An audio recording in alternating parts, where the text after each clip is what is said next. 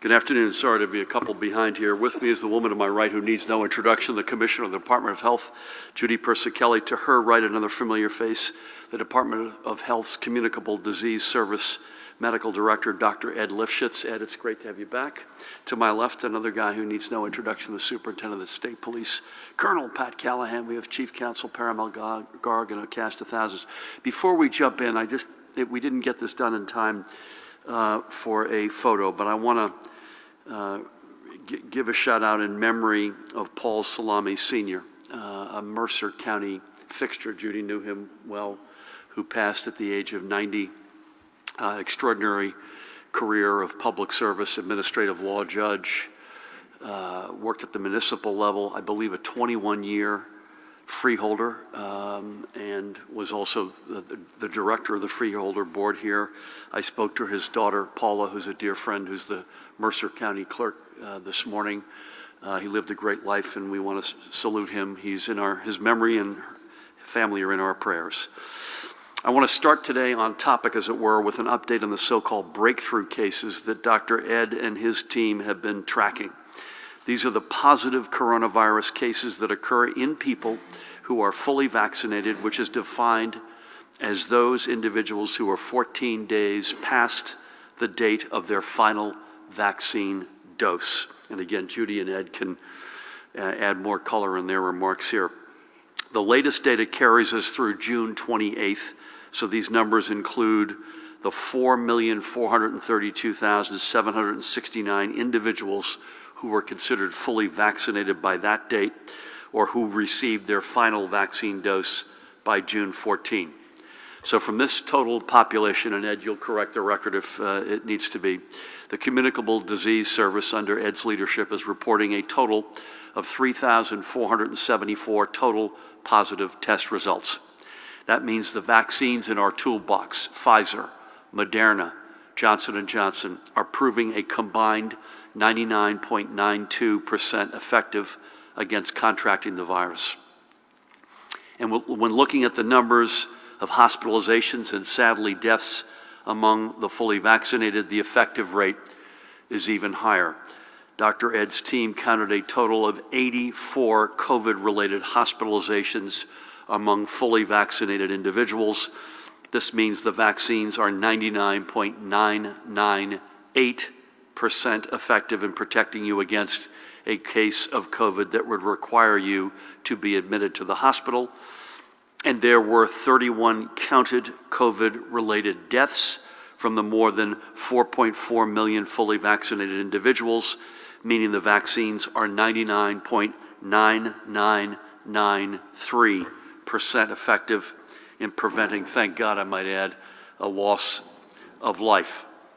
These numbers speak for themselves, and they speak volumes as to why everyone ages 12 and up who is eligible should go and get vaccinated.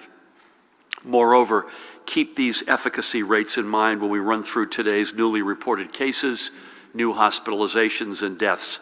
Every single number we report today is, in all likelihood, someone who was unvaccinated. I cannot repeat it enough. We do not have a pandemic among the vaccinated. We only have a pandemic among the unvaccinated. And thankfully, our vaccination numbers continue to climb. Today, we are reporting a total of 5,175,076 individuals who live, work, or study in New Jersey who have now completed their vaccination courses, either the one shot from J&J or the two shots from Pfizer or Moderna. And a quick note of thanks to those of you who entered our Your Voice, Your Shot video contest to help inspire your fellow New Jerseyans to get vaccinated. I'm pleased to announce that the winning entry was Jersey Summer, which was created by Belmar resident John Walsh. John's video, as well as the other finalists, the Blue Plate Special Bluegrass Band, Pat plays bass in that band, and Christian Castillo, can be viewed at covid19.nj.gov/yourvoice. And I want to thank each and every one of them, and I want to congratulate John and the other finalists, and to them and everyone who participated and contributed, we say thank you.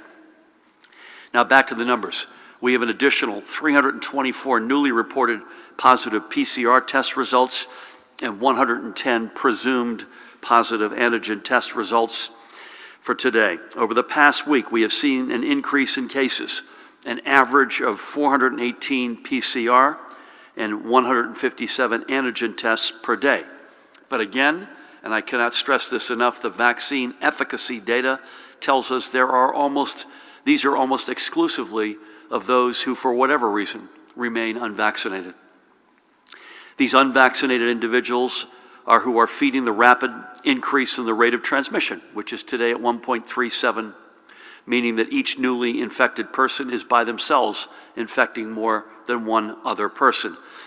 The single-day positivity rate for all PCR tests recorded last Thursday was 2.5%, and the rate across the entire prior week was also 2.5%. We are seeing positivity crest the 2% mark after being close to 1%, Judy, for many, many days.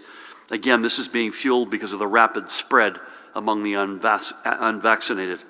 And looking to our hospitals, the numbers are up moderately from last week, with 274 COVID positive and 64 PUI patients counted as of last night. The number of patients requiring intensive care is today 58, and there are 29 ventilators in use.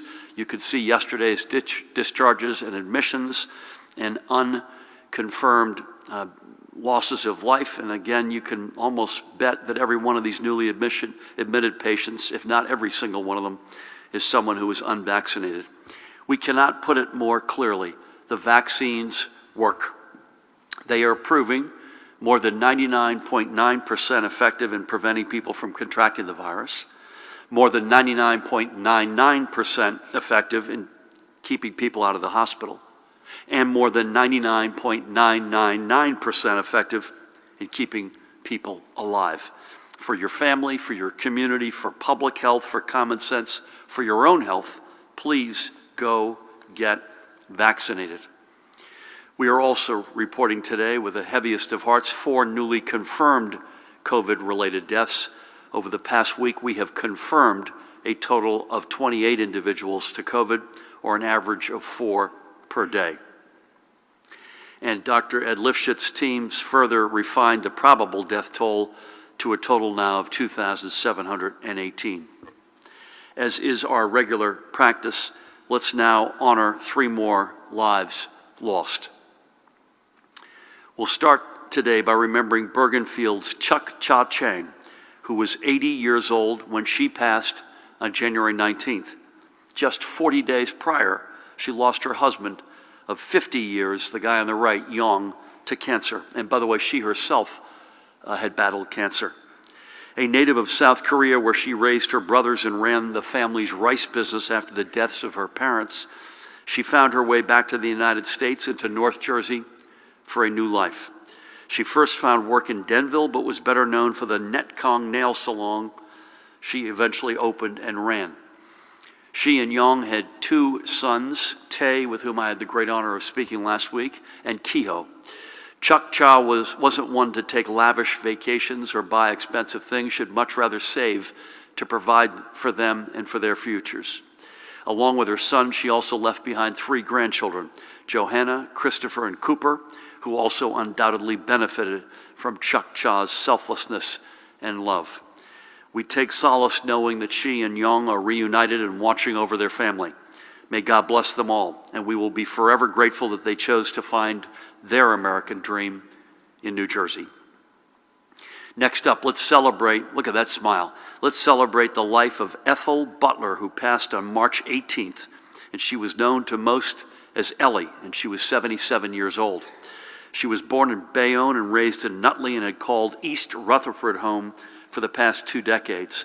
An incredibly selfless and compassionate individual, Ellie was an alcohol and substance abuse counselor serving individuals through both the Runnels Hospital of Berkeley Heights as well as at privately run treatment centers. She answered this calling through her strong belief in second chances, one she applied to herself as a recovering alcoholic and longtime member of AA. Even though she had retired, she kept busy as an active member of the YMCA, the East Rutherford Seniors, the KIPP Center in Rutherford, and was a regular volunteer at the Bergen County Animal Shelter.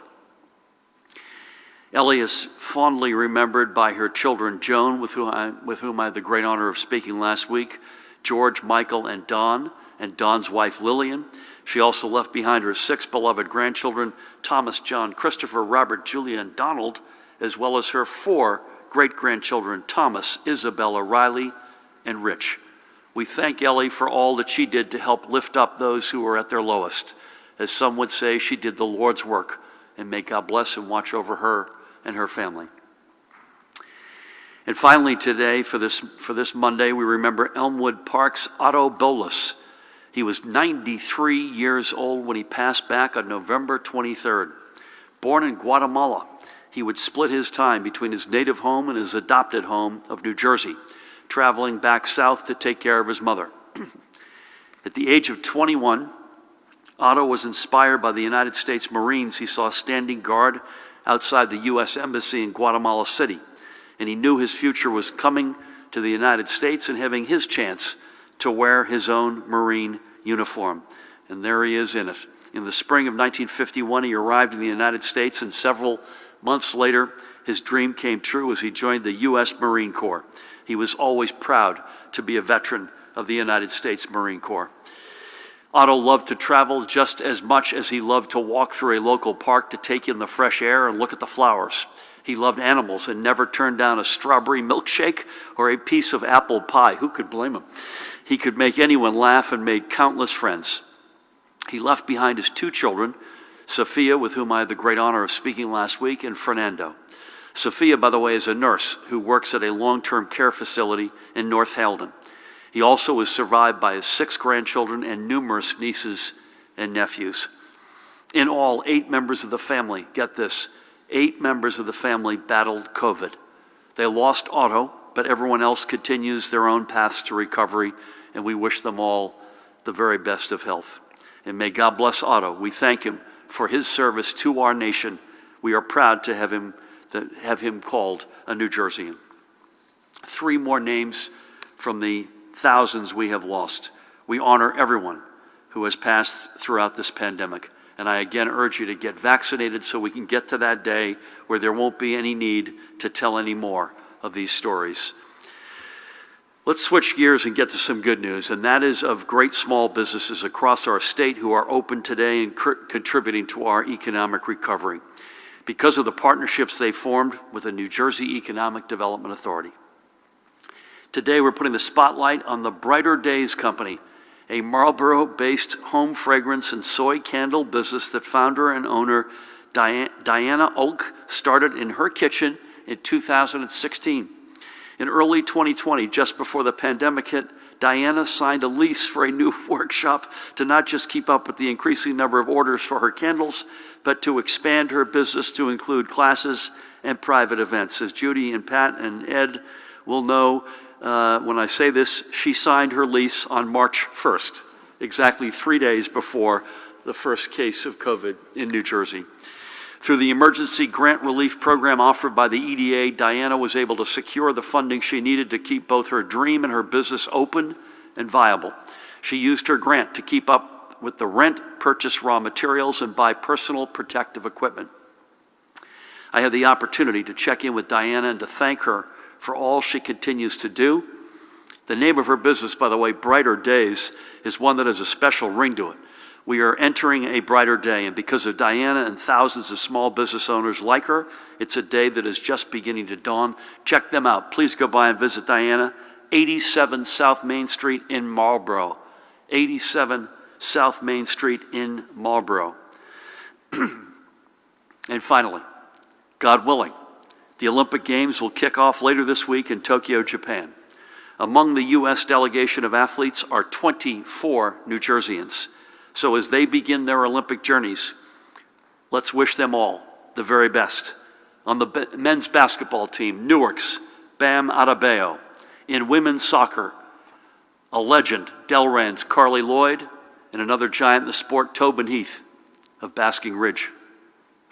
In track and field, we are especially well represented, and several New Jerseyans are in prime position to end up in the medal stand. They are Florence's Curtis Thompson, Willingboro's English Gardner, Katora Orji, a native of Mount Olive, Trenton's Athing Mo, Sam Mattis from East Brunswick, Dunellen's world record holder Cindy McLaughlin, and Neptune native Ajay Wilson.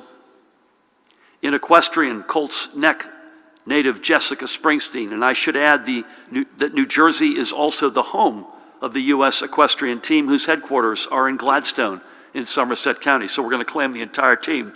On the baseball diamond, another New Jersey legend, Toms River's own Todd Frazier. In women's rowing, Fairlawn's Tracy Iser and Molly Reckford of Short Hills. And by the way, the entire U.S. rowing team is based out of Princeton, practicing on Lake Carnegie, so we will just go ahead and claim that entire team as our own as well. Piscataway's Colton Brown in judo, and amazingly, 20% of the entire U.S. fencing team is from Jersey. Avenel's Dagmara Wozniak, Riverdale's Jackie Dubrovich, Teaneck's Khalil and Kamali Thompson, Alan Hudsich of Montclair, and Francesca Russo from Wayne. In rhythmic gymnastics, Caldwell's own Liza Pletneva, triathlete Morgan Pearson, who hails from New Vernon, and in the pool, Morristown's own Nick Fink. We will be watching and cheering on these athletes and every member of the U.S. squad. We wish them all the very best, and we congratulate all of them on making Team USA. And on that high note, I think this is a great place to finish up for today. Again, I have to loop back to what I opened with. The vaccines are proving to be highly effective against this virus. There is no doubt they are saving lives. We now only have a pandemic among the unvaccinated. Let's end this. Please, if you have not gotten vaccinated, go out and do so. With that, please help me welcome the woman who needs no introduction, the Commissioner of the Department of Health, Judy Persichilli. Thank you, Governor. Good afternoon. Well, despite New Jersey's successful vaccination program, many residents are still unvaccinated, which is leading to increases in cases and hospitalizations in our state. New Jersey has seen a 20% increase in unvaccinated patients in our hospitals. These hospitalizations are preventable. We have safe and effective vaccines to prevent COVID-19 hospitalization and death. High vaccination rates protect not only those who are vaccinated, but also provide a level of protection for those who cannot yet be vaccinated. For example, children under 12 years of age. Nationally, the Delta variant, which is highly transmissible and virulent, is driving cases in unvaccinated residents, including children. It is expected that this variant will cause increasing cases among children who cannot be vaccinated, including severe cases. We are concerned. In both Mississippi and Alabama, some children diagnosed with COVID-19 have needed care in intensive care units and also needed the assistance of ventilators. Mississippi reports 7 children in ICU right now, and 2 are on ventilators. Health officials there worry that low vaccination rates are putting our children at risk. In New Jersey, case rates among children under 12 have increased in line with our overall increase in cases.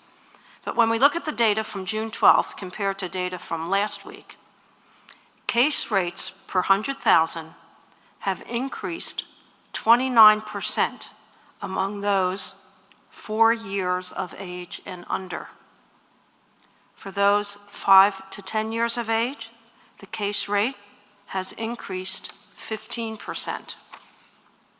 For those 11 to 13 years of age, case rates per 100,000 have increased 36%. This is troubling because those under 12 cannot be vaccinated yet, so they don't have the protection that vaccine offers. On the other hand, those over 12 can be vaccinated. It is important the vaccination rate in 12 to 17-year-old group is strong, as this age group are mixing with those under 12, whether it's in summer camps or in the fall when they go back to school. The CDC has highlighted that Americans between 12 and 29 are contracting COVID-19 at the highest rates while being the least protected. 10% of our cases have been among 5 to 17-year-olds, which represents 90,693 children in New Jersey between the ages of 5 and 17 who have tested positive. Currently in our state, individuals ages 19 to 24 have the highest percent positivity at 3.68%. The second highest is among those 25 to 29 years of age at 3.46%. Through the hard work of so many individuals, New Jersey has among the highest vaccination rates in the nation. 70% of New Jerseyans over the age of 30 have received at least one dose of vaccine. However, even though some age groups have high vaccination coverage, younger groups are still lagging. In New Jersey, 61% of those 18 to 29 have received at least one dose, so more needs to be done to increase that rate. And only 42% of those 12 to 17 have received at least one dose of vaccine. To build greater protection for our state, we need more of those individuals and individuals in all of the younger age groups to get vaccinated. On another note, we're seeing many of those who are vaccinated taking advantage of the Docket app to access their vaccination records electronically. More than 36,370 New Jerseyans accessed their COVID-19 records via Docket so far. Some individuals had trouble finding their records because their contact information is not in the New Jersey Immunization Information System. It is also possible that data submitted to NJIIS by the COVID-19 vaccination site had errors and does not match what the user is entering. To correct their information in NJIIS, the information system, individuals can visit njIIS.nj.gov. At the top of the page, they should click on Submit a Request, which brings up the list of NJIIS support topics, then choose I want to request a copy of my immunization record from NJIIS. They enter details of their request on the online form, and the support team will respond within 1 to 3 business days. Moving on to my daily report, as the governor shared, our hospitals reported 338 hospitalizations, and this number has been increasing.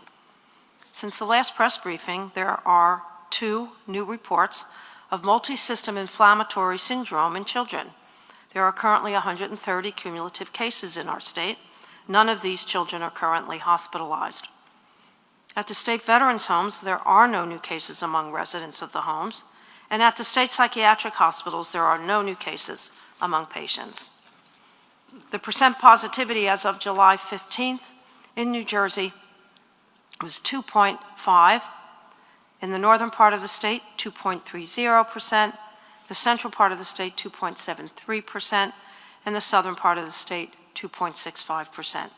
That concludes my daily report. Please continue to stay safe, and let's get vaccinated to protect ourselves, our family, friends, and our children, and enjoy a safe, healthy summer. Thank you. Judy, thank you for all, both the comments that are unique today and your daily report, as always. Thank you. Pat, how are we doing? Weather feels like it's settled down a little bit, but we had some rocking and rolling here pretty bad. A lot of flash flooding, thunderstorms, some power outages. What do you got? And thank you for everything. Thank you, Governor. Yes, with regard to the weather, it was severe in spots over the weekend. National Weather Service did confirm a tornado that came through the northern part of Burlington County through Columbus. But again, that was mostly tree damage. I was on with President Fiordaliso from BPU throughout the weekend, monitoring the outages, and I think the service providers did a pretty phenomenal job in getting power back up where it went down. Maybe some storms and showers this afternoon. Again, Wednesday and Friday, chance of some severe thunderstorms, and we are maybe Wednesday afternoon expecting some coastal flooding.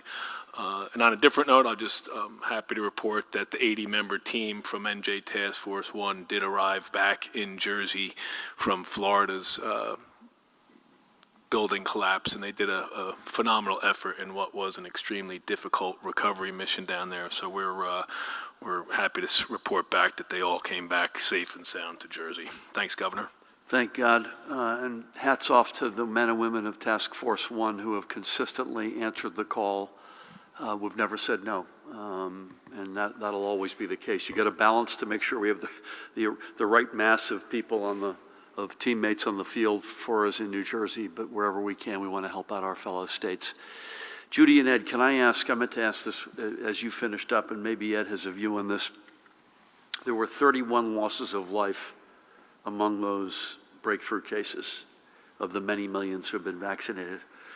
We know of at least one of them, and I bless her heart, I don't have her name off the tip of my tongue, but she was a transplantee.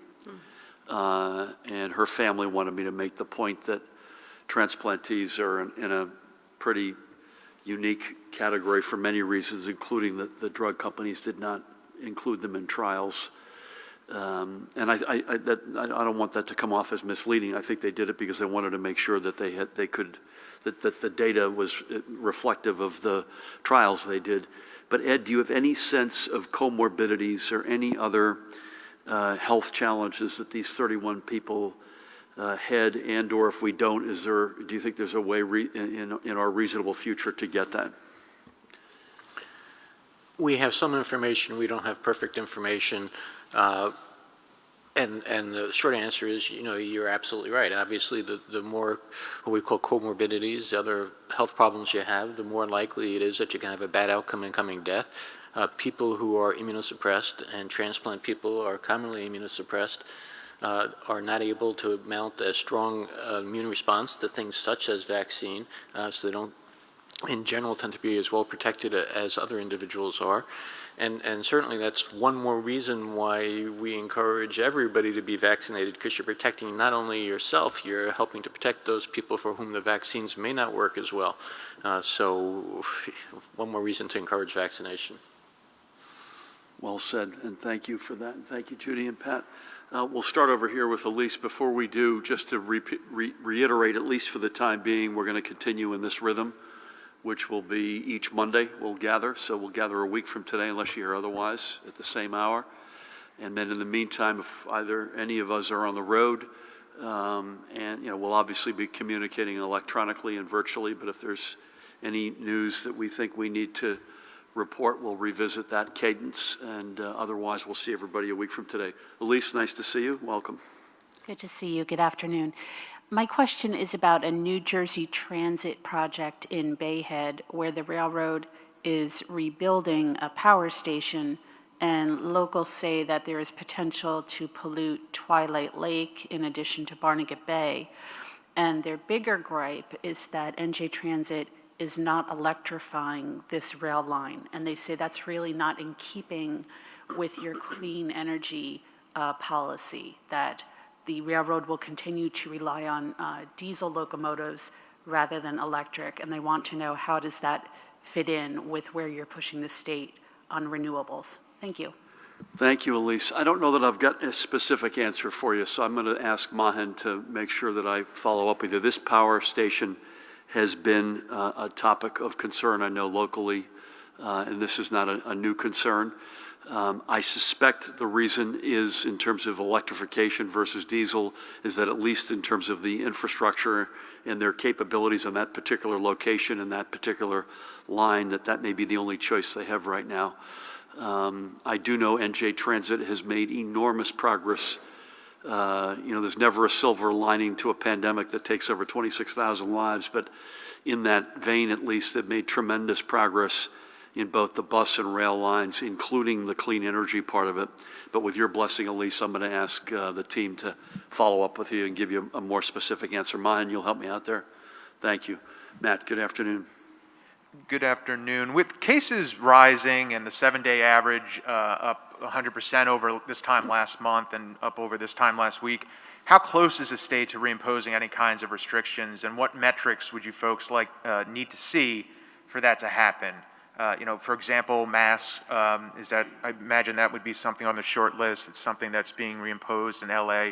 So just how close are you to that? And on the breakthrough hospitalizations, just given the, I guess, positive, nature that what that means for vaccines, is this something that we can have regular updates on the dashboard? Is that possible? Thanks, Matt. On the former, we're not there yet. We continue to be comfortable with where we are, but we watch this, Judy, I don't want to speak for you and Ed, but we watch this like a hawk. And our strong preference is to not go back. We are among the most vaccinated states in the country, and that's a huge positive. We need more folks to get vaccinated. We are still doing many thousands of first vaccines a day. We need that to at least stay that way, if not pick up. So our strong hope is that we can stay as we are. As your question implies, unlike an HVAC system, a mask is something that you can frankly move on a dime if you had to. And I'll ask Judy or Ed to add to that.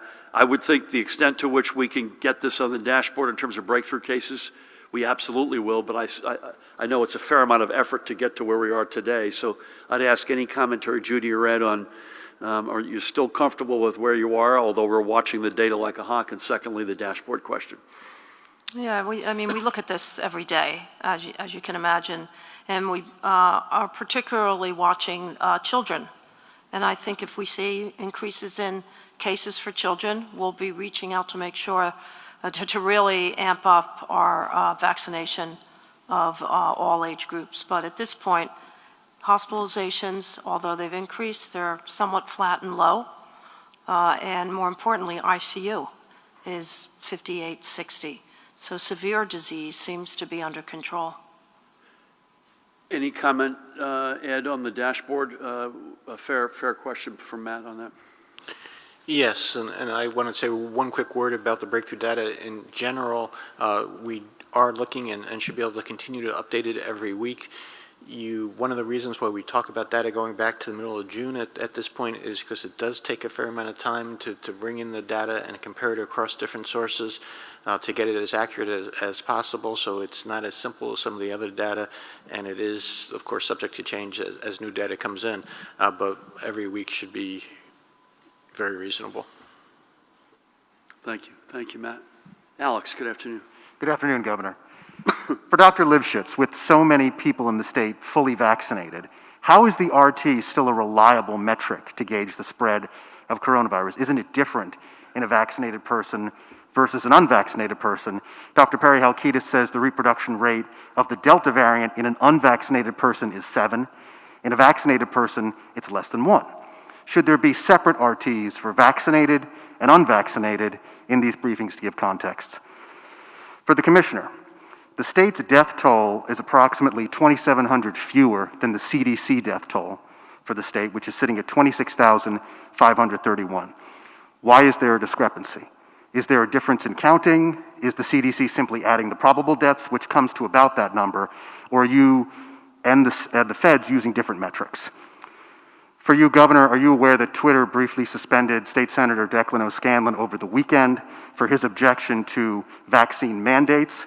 Senator O'Scanlan is pro-science and pro-vaccine. He's simply anti-vaccine mandate. Do you agree with Twitter's decision? The White House has said that they've been reaching out to Facebook to try and flag COVID misinformation. Is anyone in your administration, your campaign, or the Democratic Party reaching out to social media companies in order to censor posts? And finally, we talk about the Delta variant and the spread throughout the state. We heard some numbers today. 1 year ago today, we were celebrating the fact that hospitalizations had fallen below 800 for the first time in 3 months. Fortunately, today, hospitalizations are below 300. Is the concern of the Delta variant overblown? And is it being pushed for reasons to get people vaccinated or for political reasons?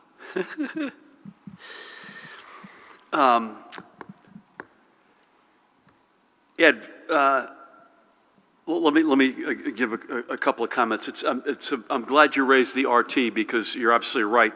That reality among unvaccinated, I wasn't aware of the 7 versus less than 1 ratio, but that sounds reasonable to me. 7's pretty high. We were at 5.31, I think was our all-time high. So I'm not sure I'd hang my hat on that, but there's no question if you're unvaccinated, the Delta variant, we've been saying this now for months, is highly transmittable and more lethal. And so it doesn't surprise me, at least, that the RT is up. I'll defer to Ed on that.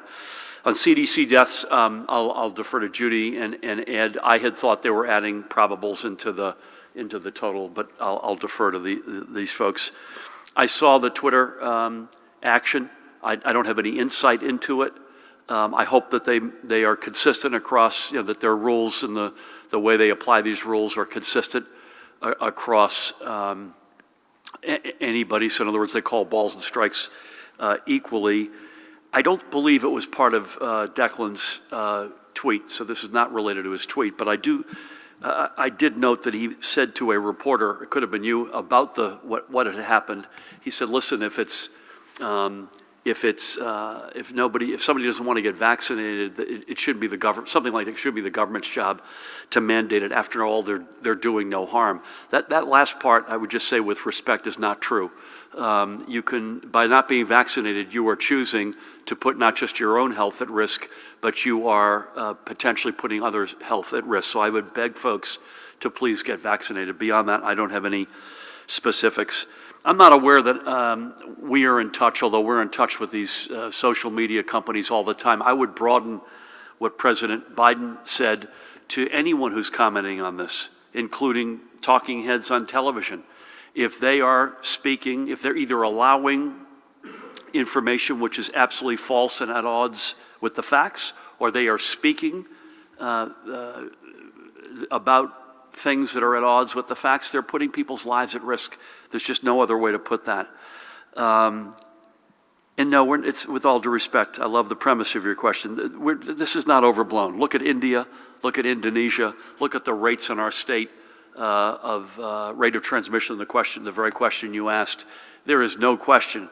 If you are unvaccinated, you are, and especially if you've got comorbidities, you are very exposed to a highly transmittable and more lethal form of COVID, period. There's no overblowing with that at all.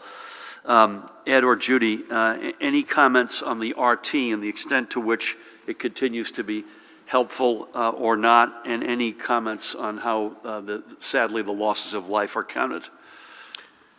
Sure, and I would also start by saying you don't even have to look at India or other places. You can only look at the states in the United States, such as Missouri and Arkansas and Florida, Amen. which are seeing huge increases as well, much higher increases than New Jersey is.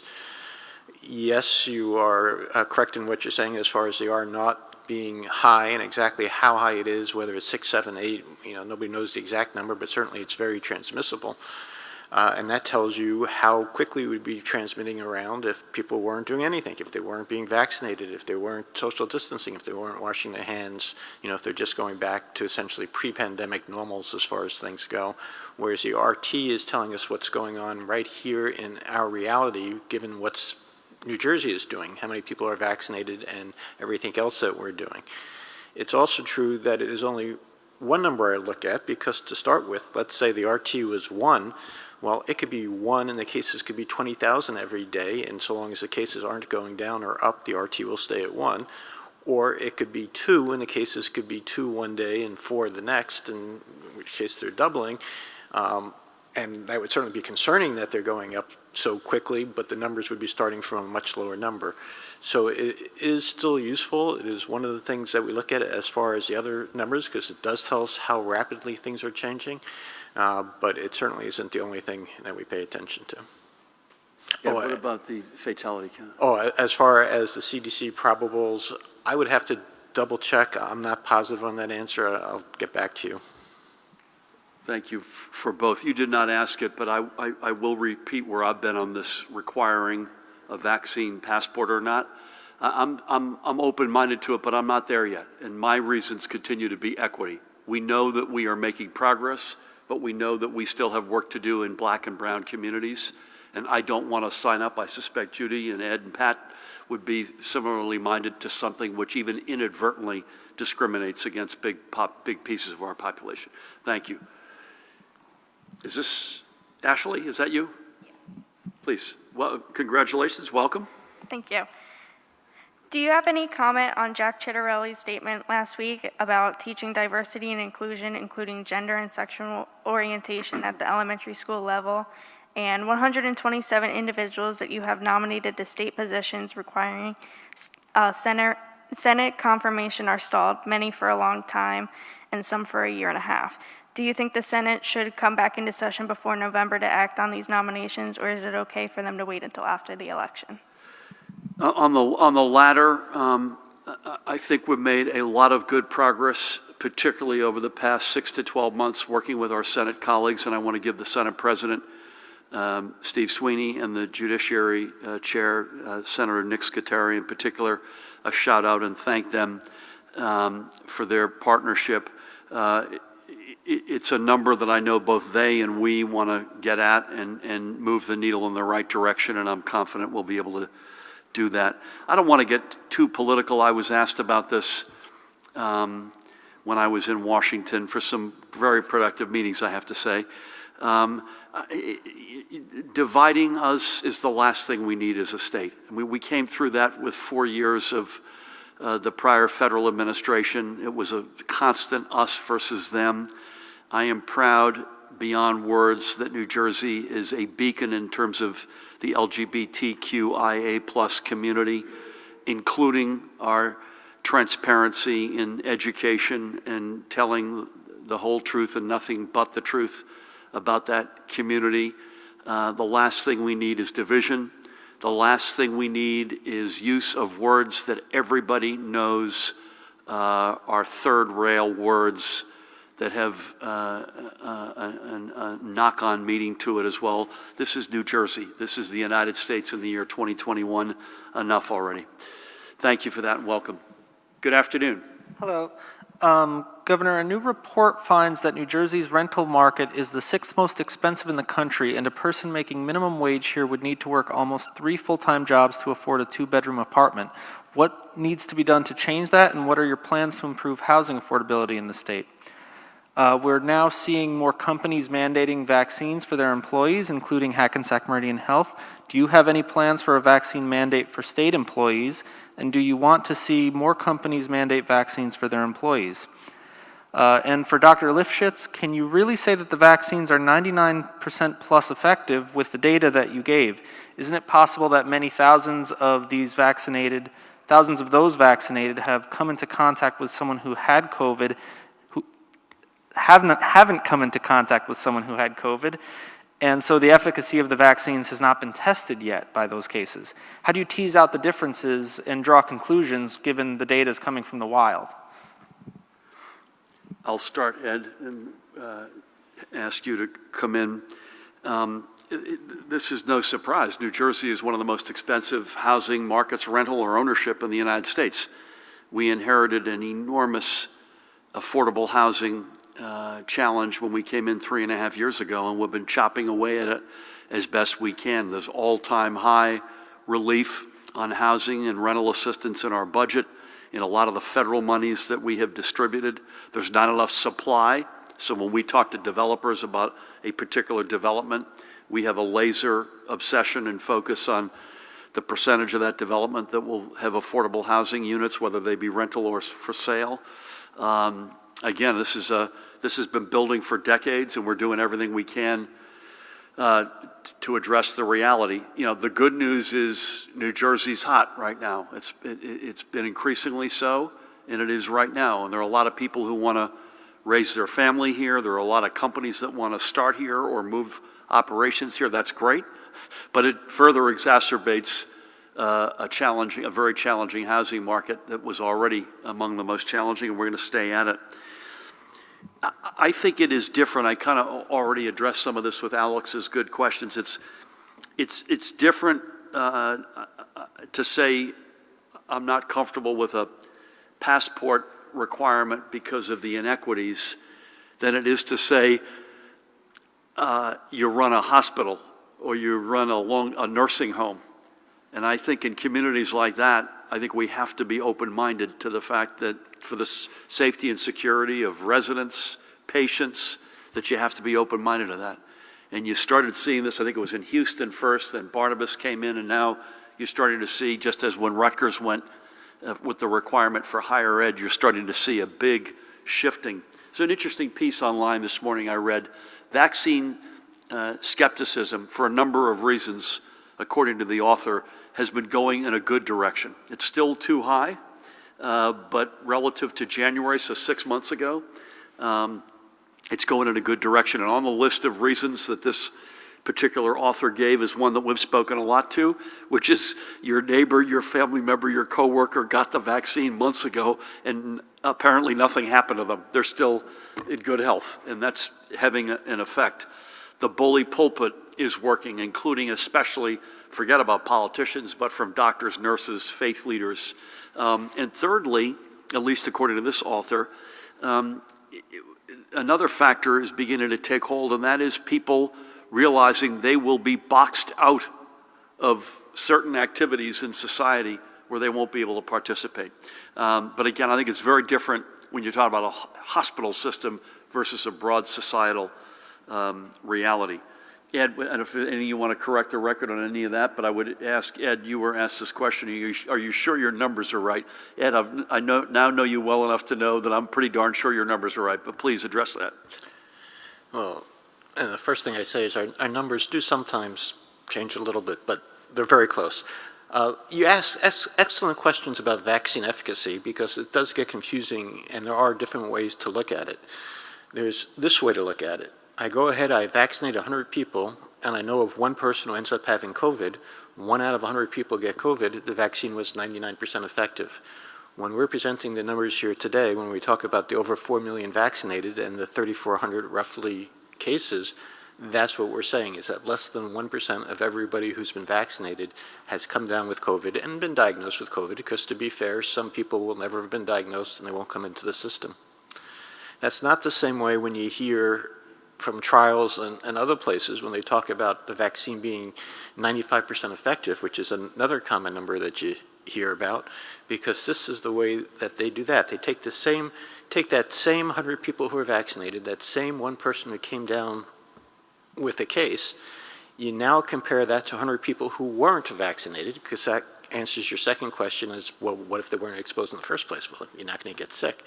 Now if I compare those to 100 people who weren't vaccinated, and let's say 20 of those people got ill, now I have 20 people who are ill who weren't vaccinated compared to one person who was vaccinated. Now what I'm doing is I'm comparing that 1 to 20, and I'm saying in that case, it's 95% effective, not 99% effective. So it's really the same numbers, looking at it slightly different. It's a question about whether you're comparing it to, well, and what most people want to know is, if I get vaccinated, what is the chance I'm going to come down with the disease, as opposed to comparing yourselves to the group of people who weren't vaccinated. Hopefully that answered the question. Well done. My answer stands. Thank you. Hey, Dave. Good afternoon. Hi, Governor. So you talked a little bit about this with an earlier question with regard to the possibility of bringing the masking mandates back.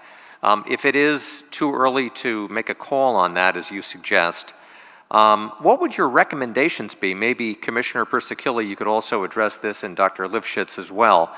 You know, for people have been vaccinated, if they do mask up, who's benefiting in what way? And I have a feeling it's mostly for unvaccinated people.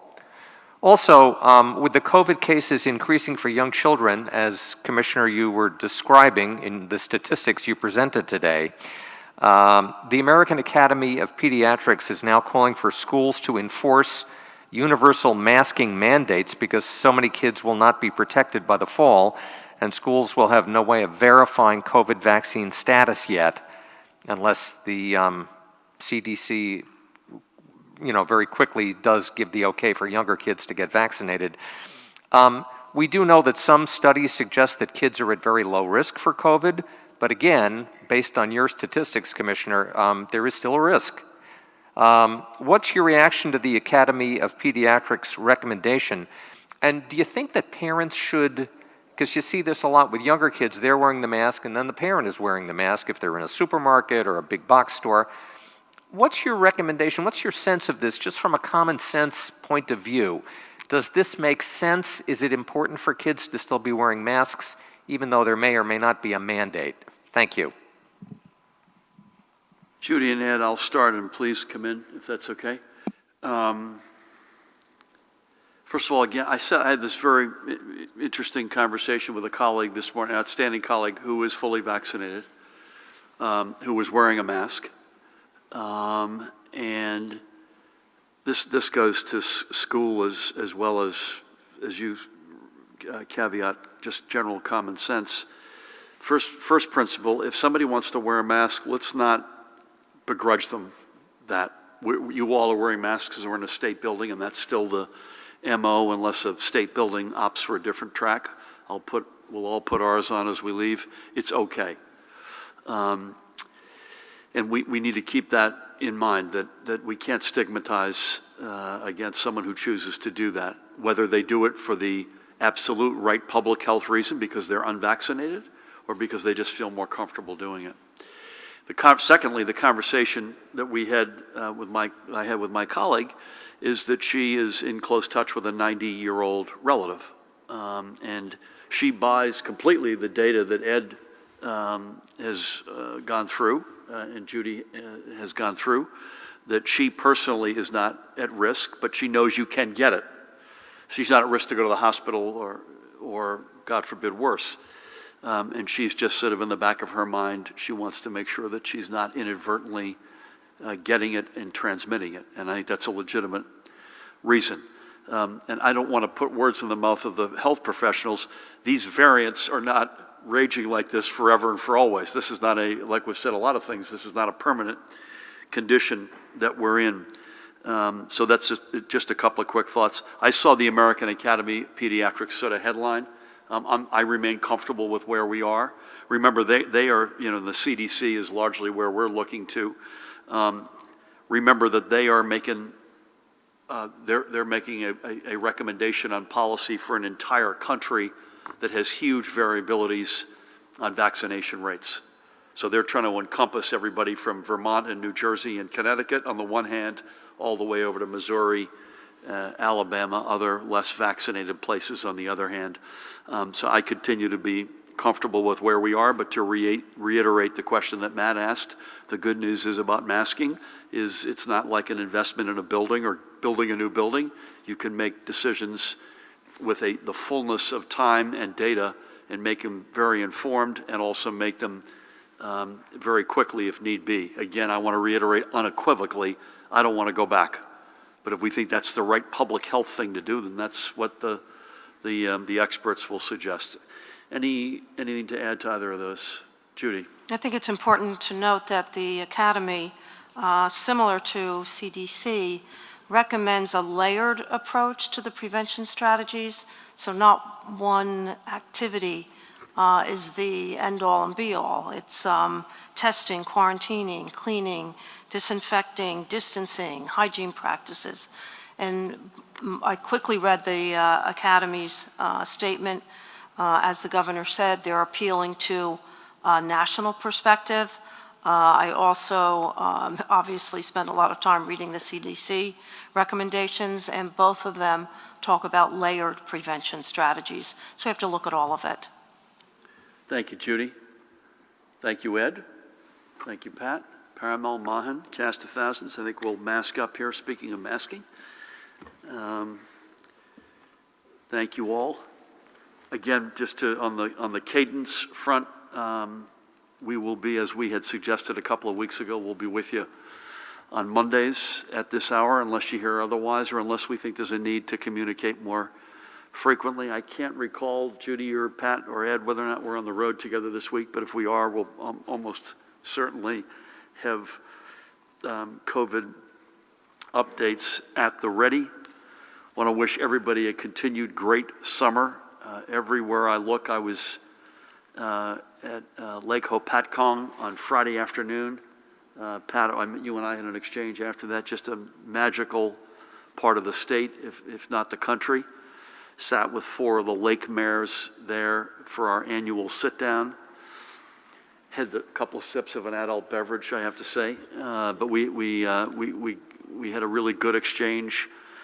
You know, like a lot of the lakes, if not all of them, they're having a great summer. The shore is booming. We need people to make sure they're being responsible, something also that Pat and I talk a lot about. I was with one of the big shore mayors this morning. Just make sure folks are doing the right thing. Having a great summer. Who can blame you for wanting to have fun? But do it responsibly. Keep doing that. Please, lastly, please, please, please get vaccinated. That is the magic wand that we have in our toolkit. You heard the discussion from Judy and Ed. It is overwhelmingly compelling. Trust the science, trust the data, trust the medical data. Take that step, folks, if you have not done it. We'll continue to stay at it, knocking on doors, doing the contests, we're doing all that, but we will continue to stay at it until we have this thing completely in the ground. Thank you all. God bless.